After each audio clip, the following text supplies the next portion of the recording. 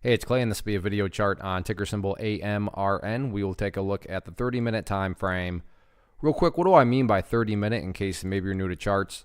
Instead of each one of these candlesticks here representing 1 day's worth of price action, which is what you would normally see, each one represents 30 minutes. So all this here may look like several days worth of time. It's actually today's price action broken down into 30-minute time slices.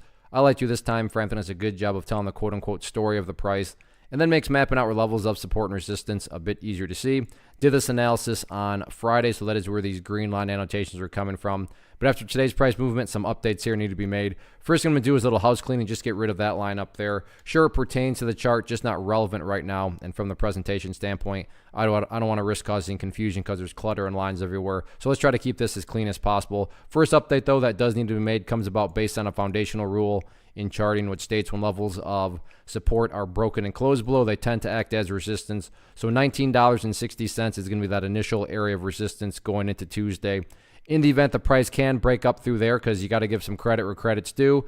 Yeah, there was that nasty opening part, but then the price did start to go sideways all afternoon long. So if the price can start to turn things around and then break up through that 1960 mark, the next level of resistance to watch for is going to be that purple line there, the 50 period simple moving average, keyword being moving. So yes, right now it's valued at 2015, but that line value is going to continue to move down as Tuesday plays out. So keep an eye on that, but one hurdle at a time. That first hurdle, like I said, at $19.60.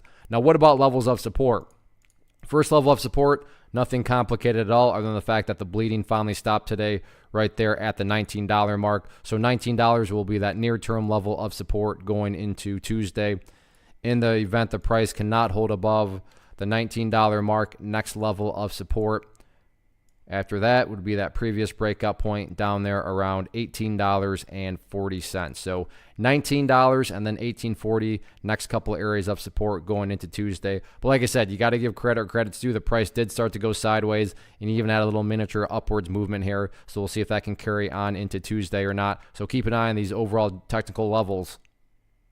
One of the biggest questions I get is, hey Clay, how do you find the stocks that you trade? So what I've done is put together a free resource guide where I talk about the tools that I use to locate stocks that I find interesting and think may have potential. So if that sounds like something that could add value to you as a trader, then click on the image that is up on the screen right now and I will email you the guide. The guide itself is very short and to the point, and best part, it's completely free.